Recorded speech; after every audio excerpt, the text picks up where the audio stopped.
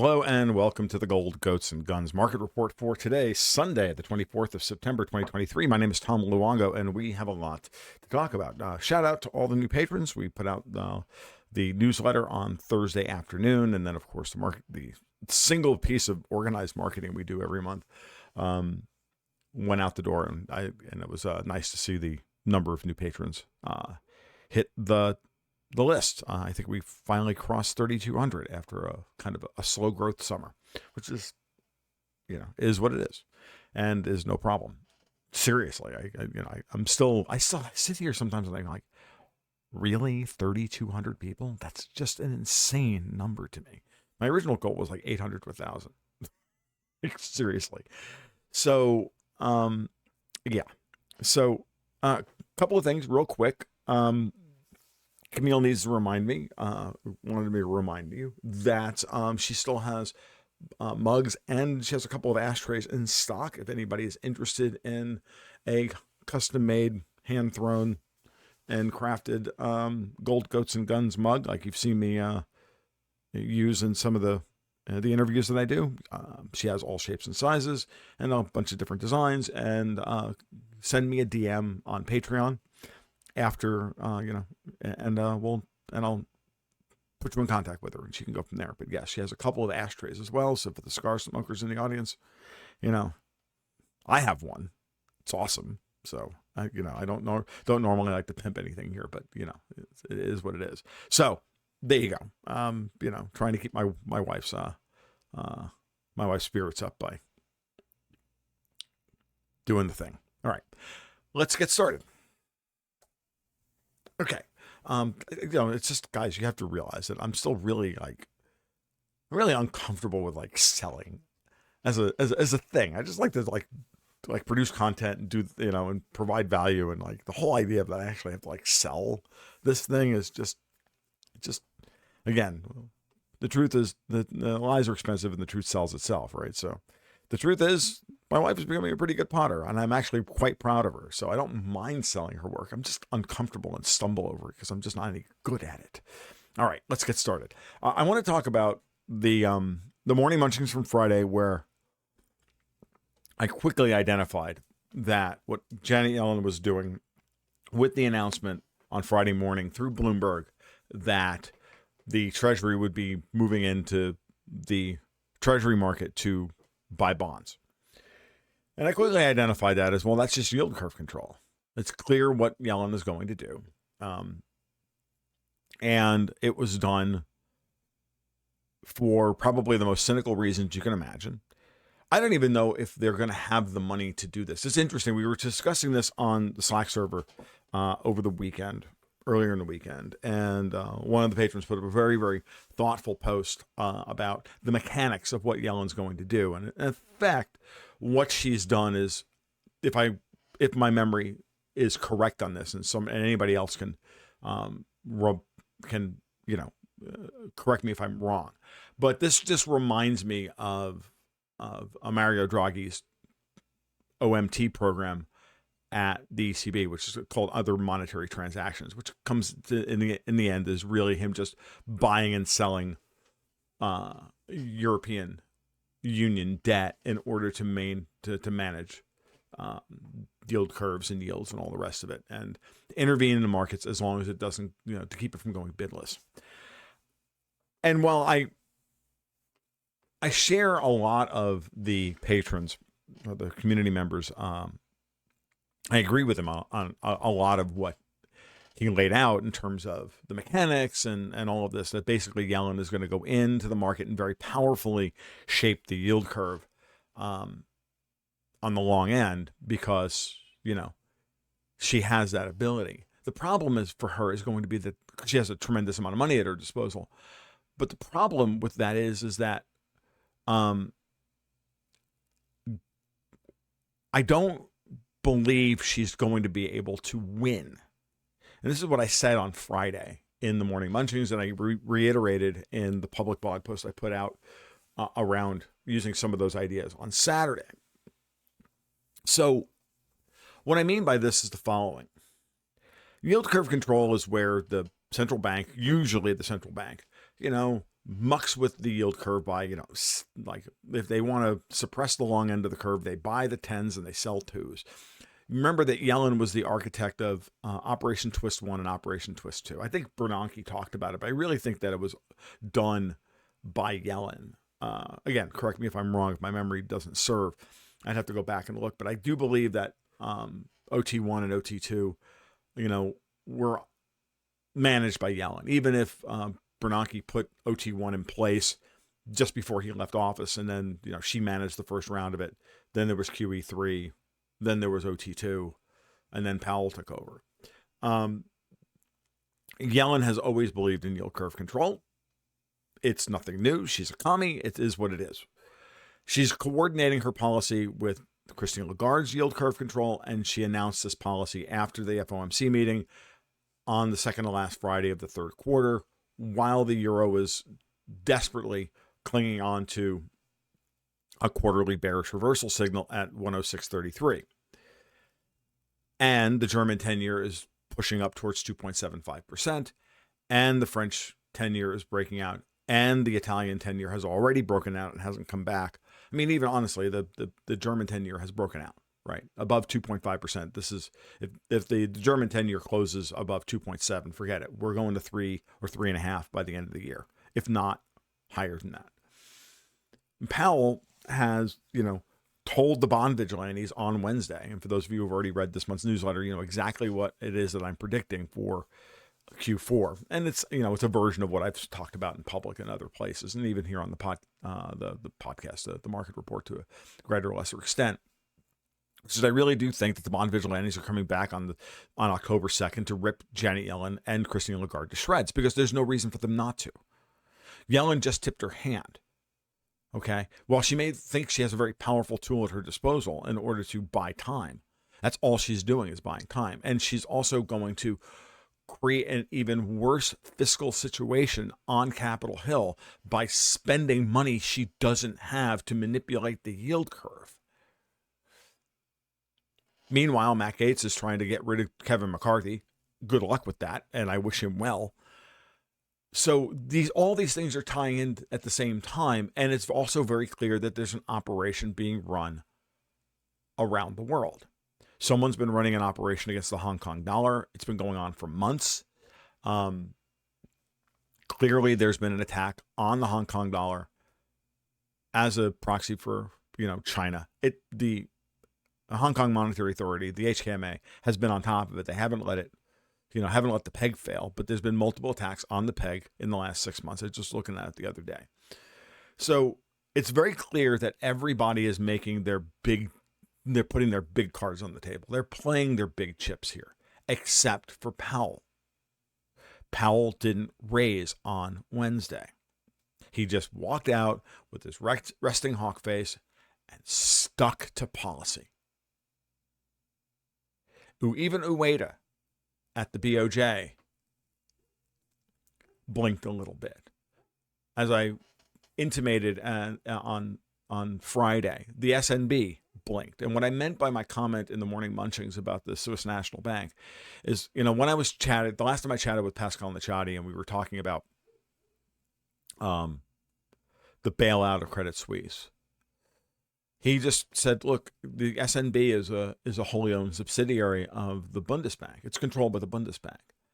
I said, but the Bundesbank wasn't, and the ECB and the European Union weren't consulted on the Credit Suisse UBS merger, the details of it. And he stopped. And he actually dropped a cigarette. And he stopped and he went, wow. That was big news to him. Okay. So but if you look at the way the Swiss franc is traded versus the euro, they've been, basically in kind of lockstep together, for most of the year. So, or at least since that point, there's been no further acts of independence effectively by the SNB, because if the SNB was going to be, if the SNB was actually working alongside the Fed like this to really put deepest screws onto Lagarde as possible, they would have raised 25 basis points, which would have sent the euro crashing through $1.06. The same thing with the Bank of England. If the Bank of England was really trying to destroy the EU as opposed to take it over, which is my theory at this point, then the Bank of England would have raised a quarter point as well. But they didn't. They both backed off at a key critical moment. The pound got crushed from $1.24 to $1.225. The Swiss, the euro Swiss franc cross didn't weaken. Okay. The euro yen cross, which we're going to talk about in a little bit, is clearly throwing a topping pattern. So again, Francis Hunt, I remember the last time I talked to Francis, he said, this is why I'm long the euro yen cross. And that was at about 140, and then it dipped to 133. And I'm like, Francis, you better watch yourself. And I'm sure he got out of the initial trade and then bought the breakout at 141, and it's, trading at 158. And I'm sure he's done very well with it. Because, Francis is a smart guy and, far more experienced trader than I am. But the point of this is that the reason why that happened is, and I'll get back to Yellen in just a second, but this whole thing with the euro yen is really interesting. Lagarde is the last one to give up the short yen carry trade. She's just selling yen because the EU is running any yen that they get, they're just selling immediately into the market to buy Eurobonds with. That's what they're doing. Any yen that float around, they're being flipped into Eurobonds immediately, which is it's not even like a complicated trade. Like I talked about in the tripartite carry trade that I kind of outlined in not this month's newsletter, but last month's, And sure, I'm sure a bunch of those are going on as well, but I just think that it's this simple. Like Japanese Europe trade, whatever yen show up, get converted to euros, and then immediately are turned into Eurobond holdings. Like I don't see any reason to make it more complicated than that. So Yellen is playing for all the marbles here, but she doesn't have a good hand. She, again, while she's going to raise a lot of capital this fall to throw into the TGA's account and whatever other, bolt holes of money she's got, I just don't see how she's going to be able to, keep credit spreads, i.e., internal spreads here in the United States, as inverted as she has for much longer. It's going to be up against, she's going to be fighting, I think, I just see the bond vigilante is looking at this going, really? Because they're just going to front run the shit out of her. And they should, because they can literally drain her. And it's the same thing that they're trying to do to Lagarde. And, once the Bank of Japan finally steps in and truly intervenes in their market, which they will. They haven't yet. They're taking their time. But when they do, and it may be, and they may have, again, if the bond vigilantes come in at the beginning of next month and just look at the board and go, shorten the JGB, shorten the German Bund, I'm shortening everything. And I'm putting steepeners on across the entire yield curve, meaning I'm going to bet that the yield curve is going to steepen. And we've already seen that. When I know I haven't shown it yet, and I'll show it to you on Wednesday. But I think it was in the morning munchings the other day. It was the yield curve breakdown. And you saw a tremendous move, normalization in the 6-month 1-year spread and the 1-year 2-year spread. That's all you needed to see. They're going to walk out the yield curve exactly like I said they would. They're just going to walk right out the yield curve. They're going to renormalize the 6 month, 1 year. Then they're going to renormalize the 1 year, 2 year. And then Yellen's going to be sitting there going, okay, so now what? Well, she holds the 10 down. And then the 2-3 is going to invert on her. And then the 3-5. And then she's going to be forced to come in, and she's got to come in duration, and she's not going to be able to stop it. And then the yield curve is going to look really dumb. And it'll be, she's playing with fire that she doesn't have the capital to play with, because no one has the capital to really manipulate the U.S. Treasury yield curve if the entire market turns against it. It's an order of magnitude bigger than every other market on the planet.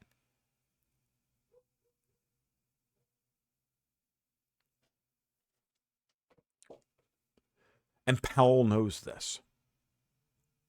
So, sorry, no punch and pie. So, there we go. I found it interesting that I want to talk about Syria real quick. Hold on for just a second. I have to respond to Dexter. I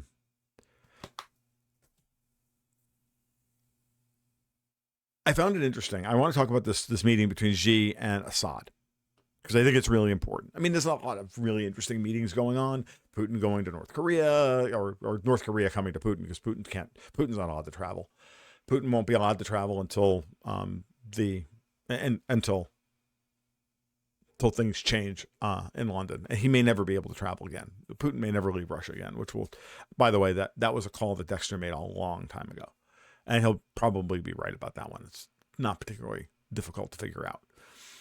But Assad, who another man 10 years ago we would have said will never travel outside the country ever again. And yet he just went to Beijing.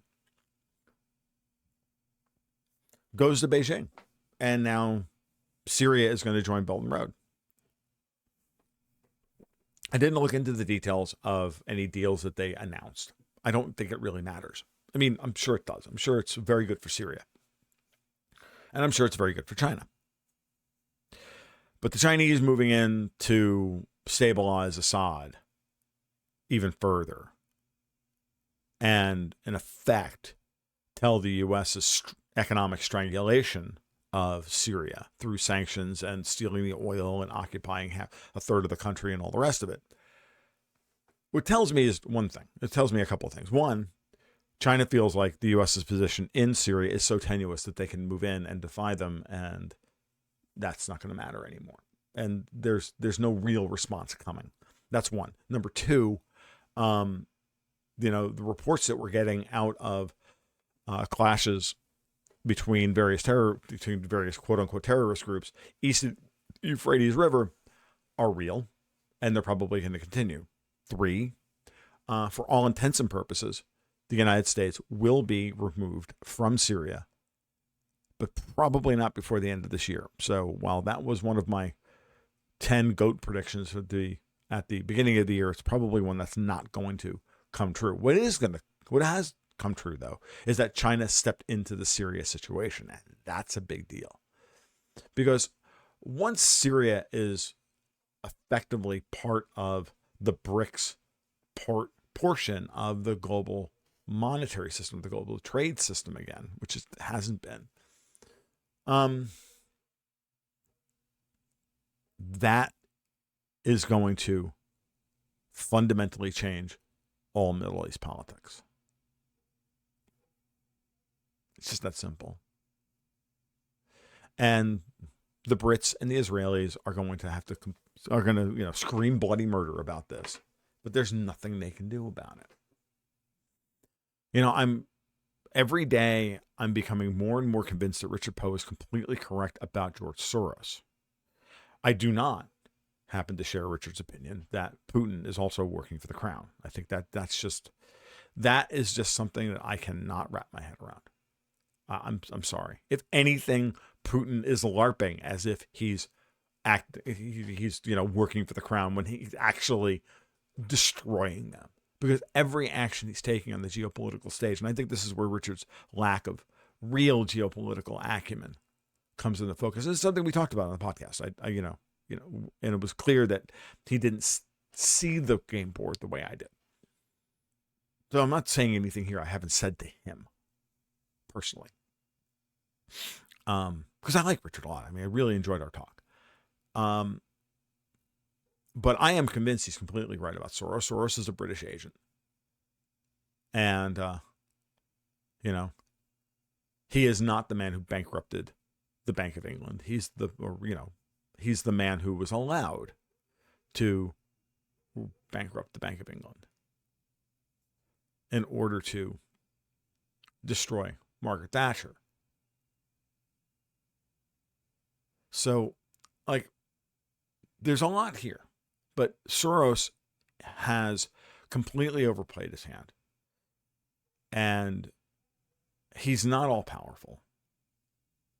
And it's very clear that he was sent into China to do, the way I was thinking about this the other day, and this is why China is important. This is why this whole story is important. This is why the incessant attacks on the Hong Kong dollar peg, which, by the way, as a free marketeer, I think the Hong Kong dollar peg is dumb. Same way that I think the Saudi Real peg is dumb. I think currency pegs are dumb because I think price floors and price ceilings create shortages. It's nothing new.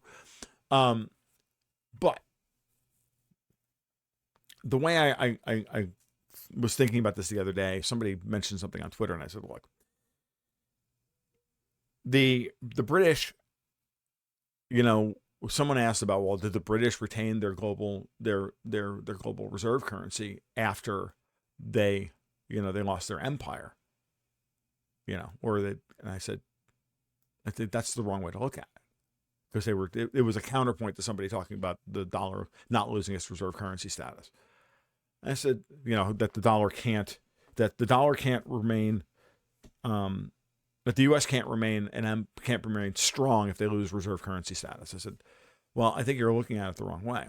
The Brits decided to recolonize the United States through foreign policy and monetary policy, i.e. with the creation of the Federal Reserve and the adoption during Woodrow Wilson's regime of Britain's foreign policy. It was a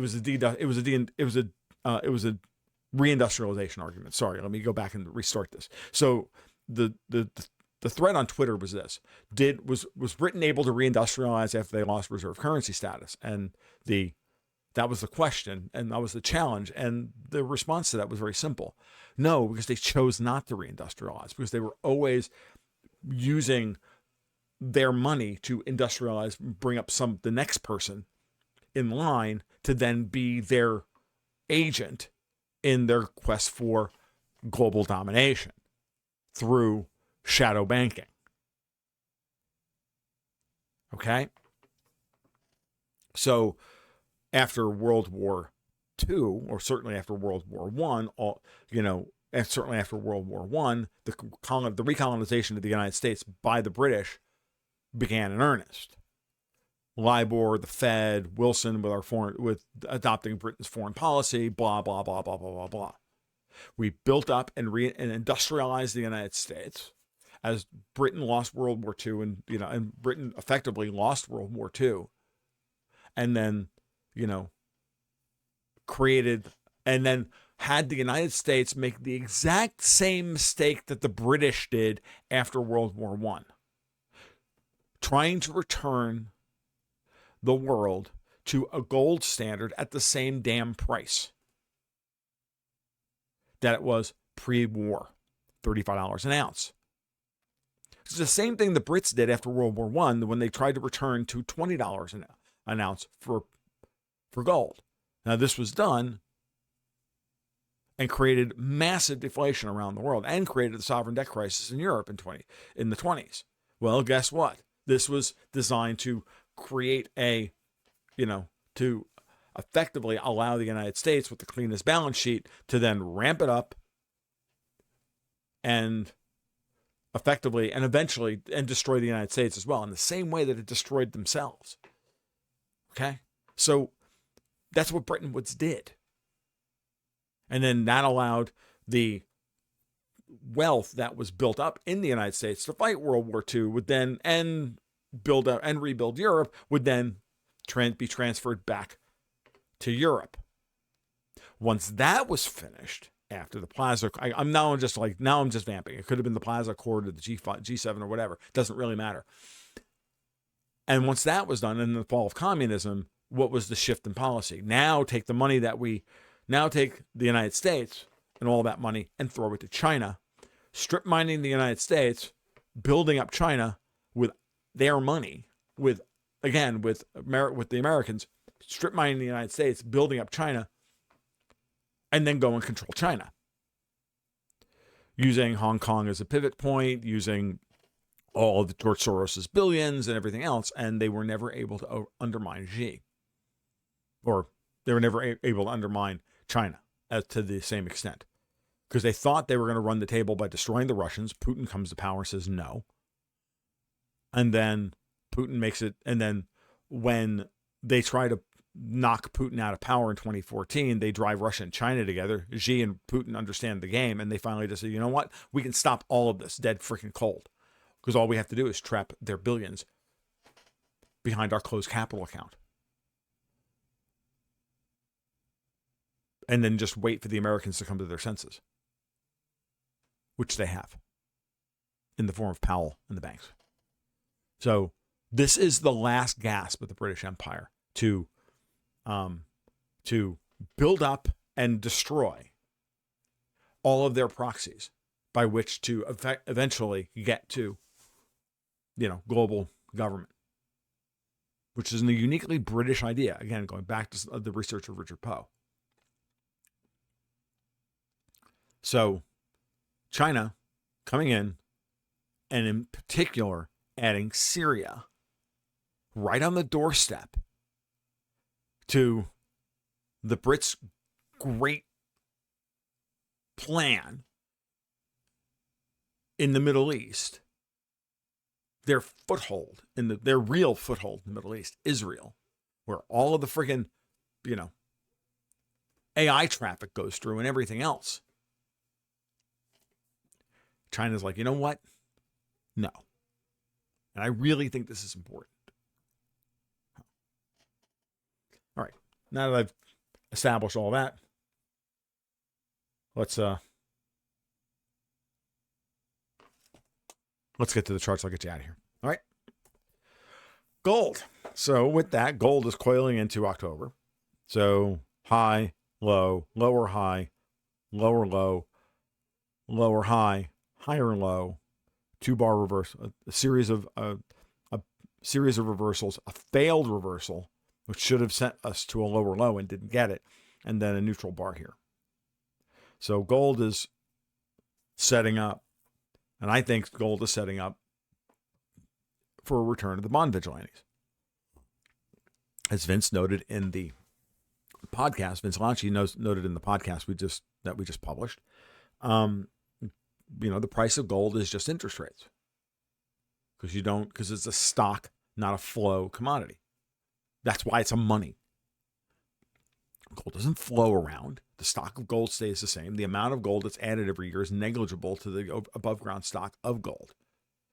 And until the day comes when we need gold for industrial purposes,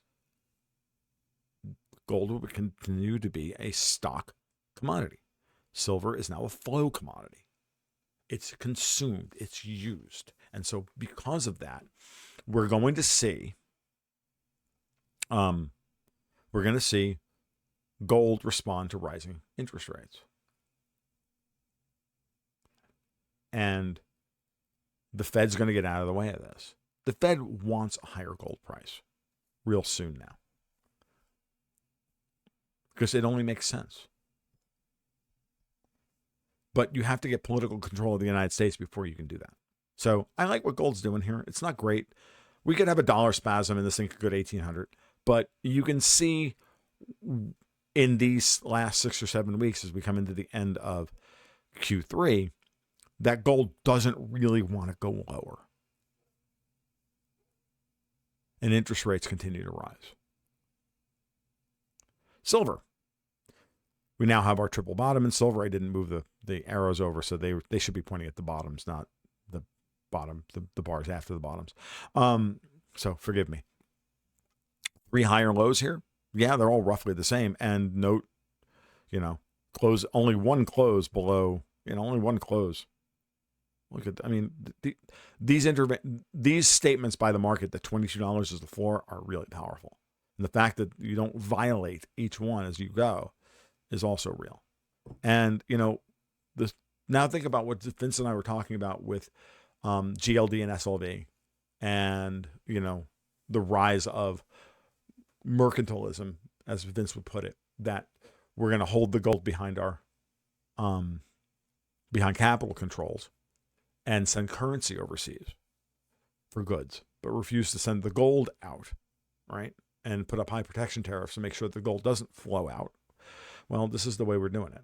And these interventions in silver could easily be part of the process of draining the COMEX in order to, and so you flush any longs who want to stand for delivery at key times in order to ensure that the silver doesn't leave while they quietly transfer it all off the COMEX. Same thing in gold. It's much easier to manage because silver's in incredibly high demand and in short supply and in supply deficit like oil. The volatility is higher. Bitcoin. Nice reversal bar here, though ugly. This is just the weirdest freaking downtrend, which tells me now that Bitcoin's also a completely manipulated market. We get the breakout not this past week, but 2 weeks ago. We get a move higher and then another move higher, but we can't maintain. And then this is this morning's data. So, there's just no appetite to take Bitcoin above 27,000, 26.5. It just isn't. But then again, price is nice and stable. Market cap of Tether continues to go up, by the way. The douche, you say? It's not a lot. A little bit.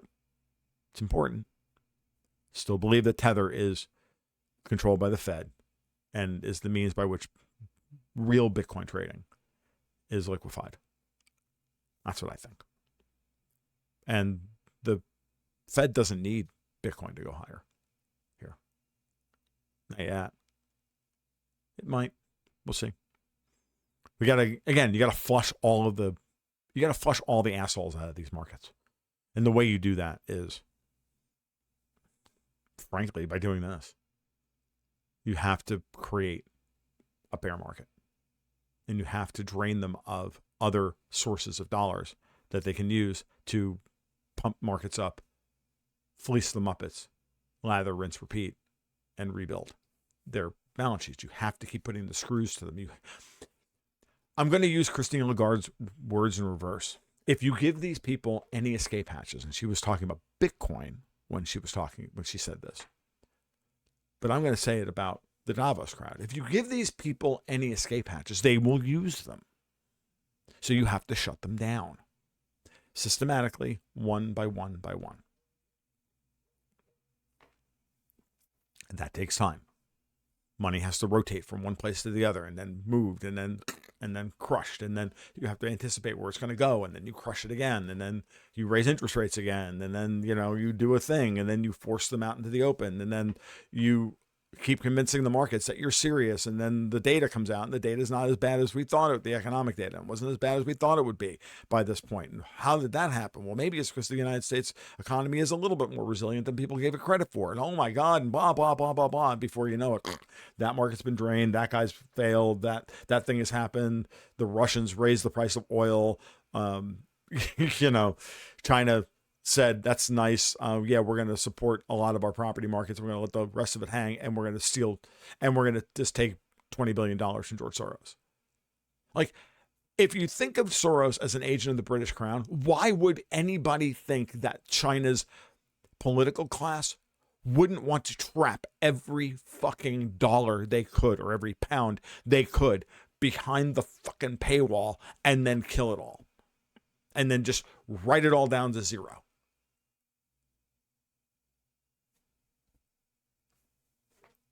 George Soros as an agent of the crown is kind of your Rosetta Stone for understanding why China acts the way they do. And this goes back to the Hong Kong riots. When I said in 2018 that the Hong Kong riots were a freaking color revolution attempt, for those of you who are new, and many of you weren't here for this, but go back to the archives on Gold, Goats, and Guns and read what I wrote about. Just put Hong Kong into the search box at tomluongo.me and read what I wrote about the Hong Kong riots and how it was the extradition treaty that they rioted over. And you want to know why they rioted over the extradition treaty? It's because 90% of the guys who were quote-unquote bankers in Hong Kong at Standard Chartered, HSBC, and all the other agents of the crown, because they work for fucking GCHQ. That's why. And China was setting up to extradite every damn one of them back behind the back behind the silk curtain and waterboard them as foreign agents. That's why everything was activated. That's why there were kids running around in black bloc and all the rest of it. And I remember Dexter arguing with me about this. And I'm like, dude, I'm telling you, there's a huge freaking British banking angle here. You cannot avoid this. I know you don't like China, but dude, this is real.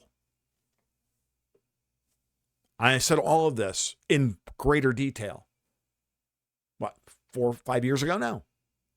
So for those of you who have been with me for 7 years, you all know that story. But I called that one then what it was. And clearly it was exactly that. Because the minute it didn't work, vapor. All right. So again, many of you have said recently, what do I do to catch up? I hear it. And so every once in a while, I try and, get you caught up. But I'll be honest with you. There's a lot there. And I would go back and I would listen to the podcast, Alex Craner and I did about the bombing of the Nord Stream pipeline. Go back and listen to, if you want to understand the beginnings of the Fed versus Davos thing, listen to episodes 75 through 77 and read the blog post from July of that year where I covered all this. That's where I lay out who Davos is, the split within the Democrats, all this stuff, and why, who maps to who, and why I think the Fed is raising. And I said this in June of 2021, or July of 2021, over 3 podcasts, and laid out basically the whole thesis. And it's all played out since then. There are many, many other things that you can do as well. But I'll be honest with you. Stay away from a lot of the Trump stuff because most of that's all wrong. But the geopolitics stuff, Turkey, Hong Kong, hate to say it, it's in there. All right. Moving on. Oops, sorry. Brent. Profit taking on the Fed. So, by the way, so on yesterday when I was publishing the blog post that's up on the blog now, I grabbed the latest data, the closing data for the week for Brent crude, put it in my spreadsheet, and published it. This morning I wake up and I go to do that for today, and I'm thinking to myself, I don't really need to update this because I just did it yesterday, and yet someone painted the tape on Friday into the close $3 below, or $1.50 below at like 91.96, which is just insane. And then the printed price dropped 70 cents over what was printed on Saturday. So there's a lot of shenanigans going on in the price of oil. There's a lot of shenanigans going on in how things are being painted. Okay? Just telling you. I don't even know that I'm going to be able to rely on this bar going forward. I got 4 different closing prices from Friday.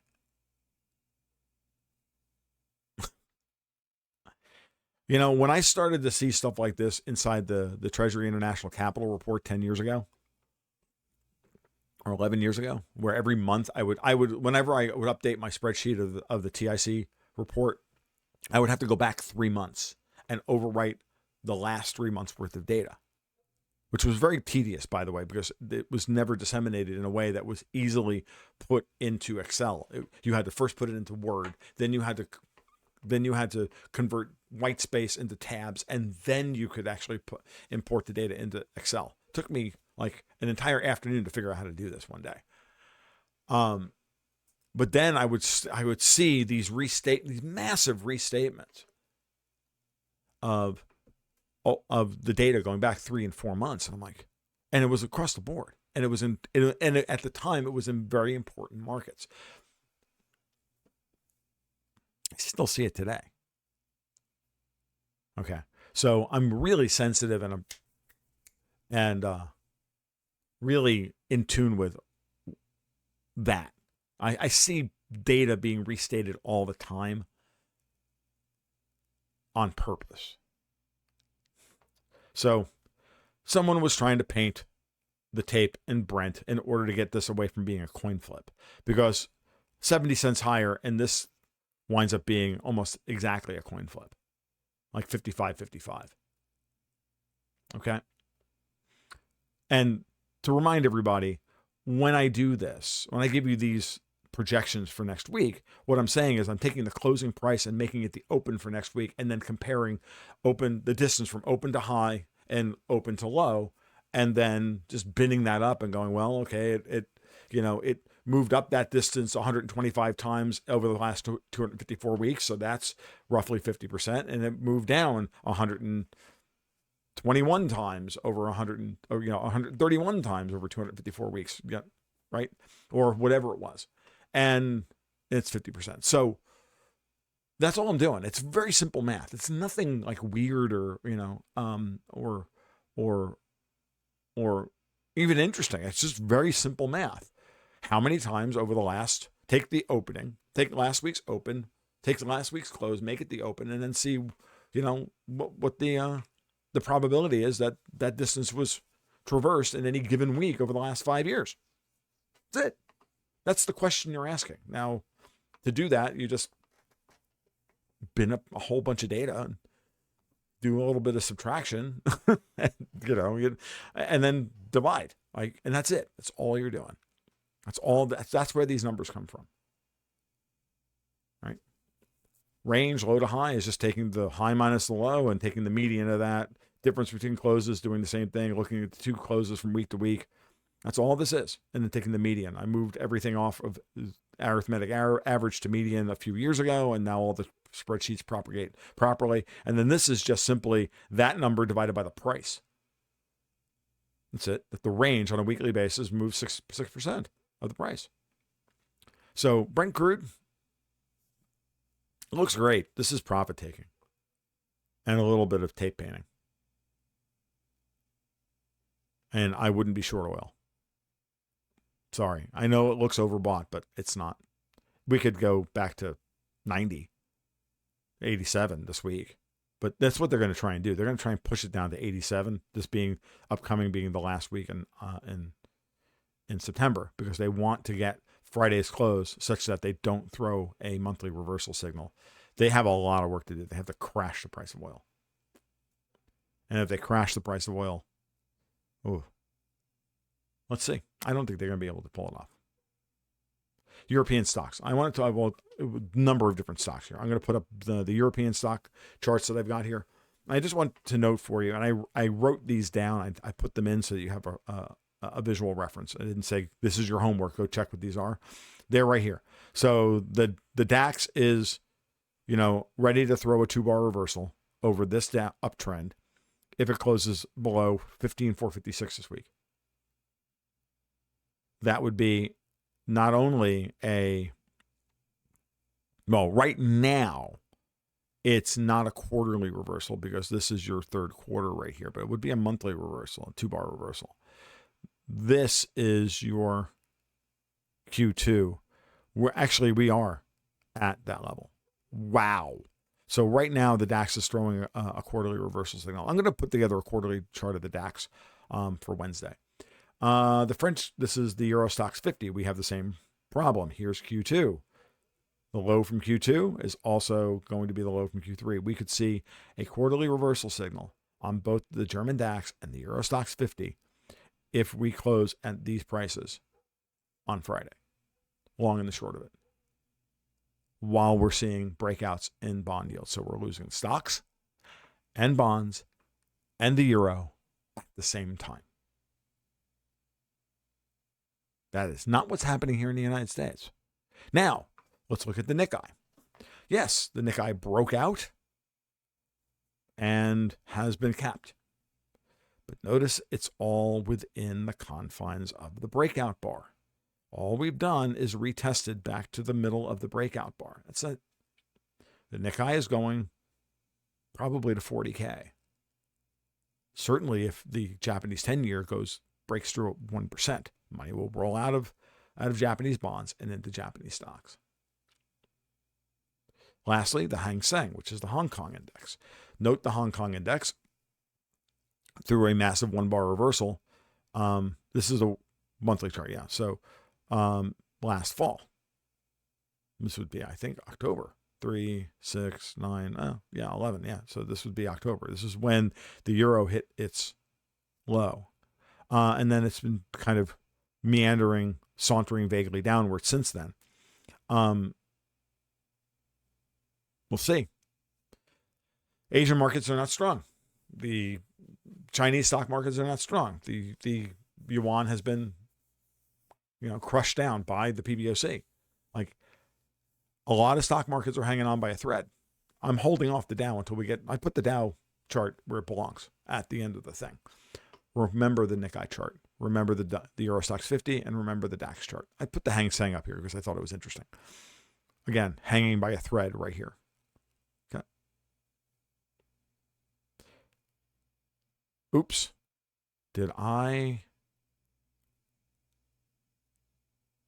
Oh, I'm sorry, I'm going to have to move all the way to the end because I forgot to put this in the middle of the thing.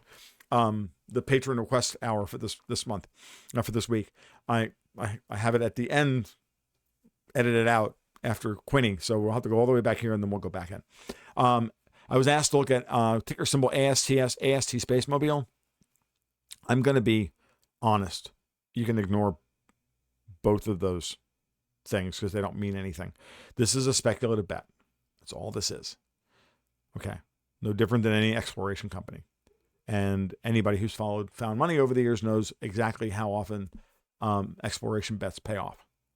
Not often. You usually get 1 out of 5 to 10. It's also over 7 years old. I dialed in here to the 5-year chart, but normally, investing.com puts up like a 7 or even 8-year chart for the monthly. The fact that there's that much data. Oh, and note this stuff. And now we're trading at $4. There was a pump back here. And then since then, it's been nothing but dumping. This company still has 0 revenue. After 8 years, this is someone's tax write-off. If you're in this stock for whatever reason, it's going to $2. So I would bail now. We're breaking down below previous lows. It's made a new all-time low here. It's a spec bet. I hope you use Vegas money. The same money that I used to go to the 2-4 table at the Flamingo and see how long I can make it last. Thorn Group Limited out of Australia. I'm sure that somebody asked me about it because of this and the announcement of a 104% dividend for this year. That in and of itself is quite interesting. So we got a breakout and collapse this month. They went ex-dividend with 2 special payouts in September. This party is over. There's nothing to suggest in their quarterly revenue and income statement. Now, this is an old company. This is a company that's been around. It's a small business, financial services company in Australia that does about, $5 million to $7 million in revenue every quarter. It's not a big company. But they had a monster Q1 2022, and they made $45 million, and their revenue was only $32 million. And I didn't look into it, but it's clear that that's what they just paid out to investors. And if they've got another deal like that on the horizon, then maybe there'll be another one of these. But the reality is that the way this stock is trading right now, they're expect a 5 to 7% yield. And, you know, they've been in business for 80 years. And if they can pay a 5 to 7% yield in this market, I'd be buying it at $1. And and if you get some huge, windfall because, they made some shady deal with some shady private equity deal that kind of worked out in the background. I don't know anything about the company. I'm not disparaging them, but that one quarter sticks out like a sore thumb. Like they had some investment that, paid off 500% or 700% that they sold into or whatever. That's what it looks like to me. I don't know. I didn't do that kind of research. I just looked at the financials and went, that's interesting. How do you produce 104% dividend, to be honest with you? So, but I mean, if you're Australian and you need to, you want a bond, I think $1 it's worth to, pick up a few hundred shares and hope to, get 5 to 7% off of it. As long as it holds $1, I wouldn't be, and I would hold $1 for a week. If it retests $1 here, it's got to hold, $1 for a month. It's got to hold these lows. Okay. It looks like it could. I mean, it looks like there's good support in that, $1 to $1.15 range. Give yourself some downside protection. Buy it at $1, $1.02, $1.04, something like that. Okay.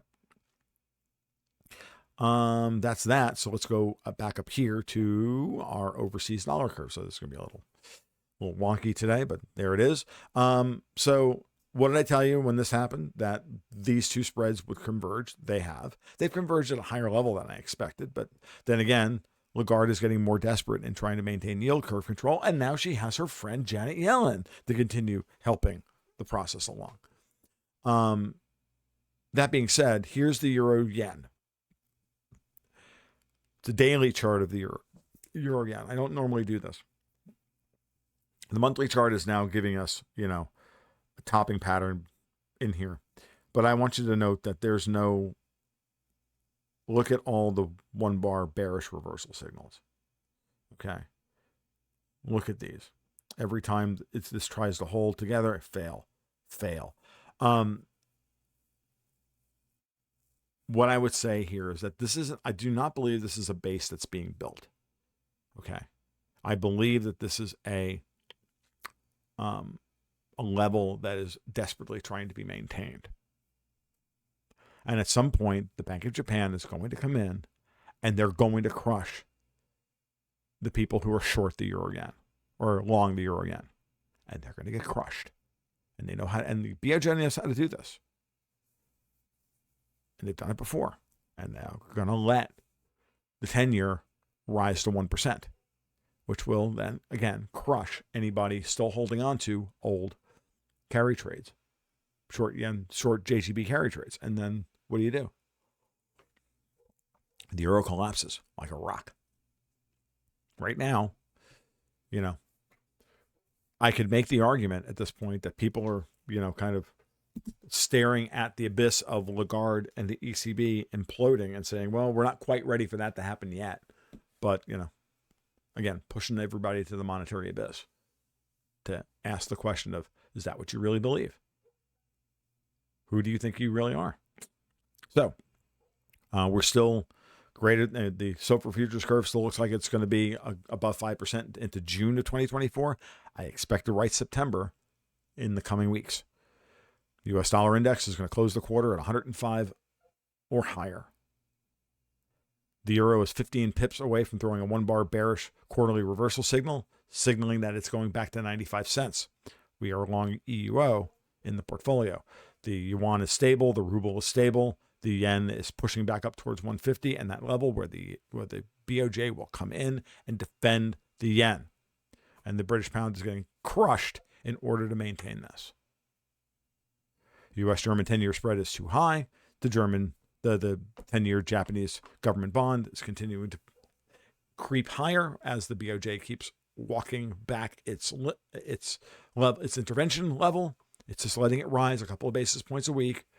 And we're going to 1%. And copper is signaling a little bit of worry about a global recession at $3.70 a pound. And then here's the Dow. So going all the way back here, quarterly reversal signals, monthly charts, literally less than 1% away, 0.1% away. Well, 1% for the DAX and 9 points for the Euro Stoxx 50. So like 0.5%. Ready? The Dow. Here's the monthly chart of the Dow. So here's your Q3. Is this a reversal signal? No. It's not a particularly great bar because it was a breakout that looks like it's going to fail. But it's not a breakdown. So here's Q2. And here's Q1. Q1, Q2, barely got the breakout, and then no follow through this month, unless we get a rally this month or this week in the Dow. The way we close on Friday will determine the shape of the Q2 bar, or the Q3 bar, and that will tell us where we're headed. If the bond vigilantes start coming in and shorting the crap out of bonds, a lot of that money is going to roll into the United States. And if the DAX, the Euro Stoxx 50, the French CAC 40, oh, by the way, the Italian stock market is breaking out. Italian BTPs are being sold. People are buying Italian stocks. Okay. If these guys lose their floor, where do you think that money's going to go? Think it's going to go back into the German 10-year? Or do you think it's going to go into this guy as I point like at my screen? Of course, it's going to go into this guy. Enjoy. Have a great Sunday afternoon. I think this is going to be both terrifying and hilarious simultaneously. All right. I'm out. You guys be well. You take care. We'll talk soon. Keep your stick on the ice.